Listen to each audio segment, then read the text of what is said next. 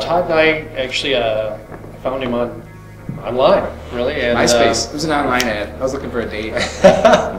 I just gotten out of my other band and was looking for putting together another project, and found Todd and contacted him, and we got together talking. Michigan Metal on MySpace. That's how you found me.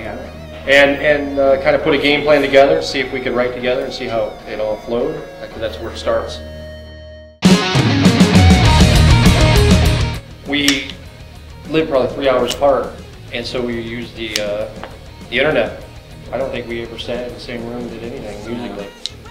Generally speaking, Bryan comes up with some riffs, and then he'll center those riffs around some drum machine stuff, you know, just because we're roughing out demos, and then he sends me something, and I get to drive around and try to. I usually listen to it in my car and try to think of some lyrics and think of a concept for it.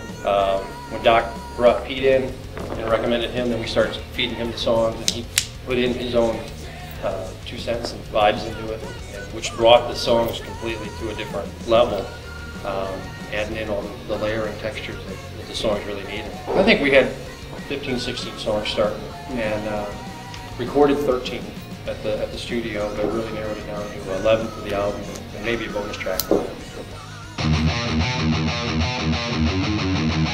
Bryan and I got hooked up. He had played for a couple years in Tokyo Blade, and the reason he knew about me is because I had a MySpace page, and I still do sing for Jack Starr's Burning Star.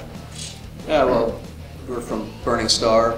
The band's been in existence for about, I don't know how many decades now. It's a couple. At least. And but we hooked up with Todd back in almost 2004, actually. Yeah, about 8 years ago. So we've been working together for quite a long time with that project. So kind of. I got involved with Tokyo Blade and reforming that band. Had been kind of dead, non-existent for probably over a decade. And I got to be friends with the guitar player, the original guitarist from England, and decided to put the band back together, and he asked me if I wanted to be the second guitarist, and so we rebuilt that band with some guys in Detroit. Well, I've been playing a lot of years in Pittsburgh with a lot of different bands, and I met Doc probably about 6, 7 years ago. We were jamming together for a while, trying to get something together. Never really panned out, but that's how I ended up knowing these guys, was through Doc. So they recruited Doc, and Doc recommended me, and so now I got to meet with Bryan, and he introduced me to Todd. So I got involved with the project through Doc. I used to win a band called Sabotage back in the day.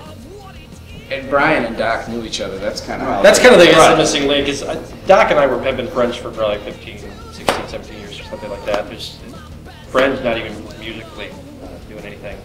And actually, I think I talked to you originally about Tokyo Blade thing. It didn't work at the time. So when I wanted to make up this project, make it heavier than what Tokyo Blade was, and I had to go back to Steve. I had to get him in the band somehow. There's a line in the lyric of Revolution Rising that has the title Reverence in it. Bow down in reverence, bow down in fear. And I'll give my wife Tracy some credit for that. I think she actually recognized that, and hey, that might be a kind of a possible name. We were throwing all kinds of stuff around. We tossed out a lot. But that seemed to kind of stick and work. And Bryan didn't like $3 Mind Eraser, so we went with Reverence.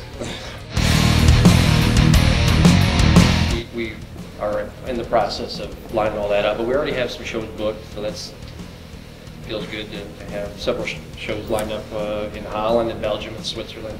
So we got a little ways to go just to confirm the rest and make sure that's worthwhile for us to do it. But that's what we got going on so far, and I can't wait to get this thing live. Yeah, like maybe looking like November. Yeah, we're looking for November. That's when those dates are set up for.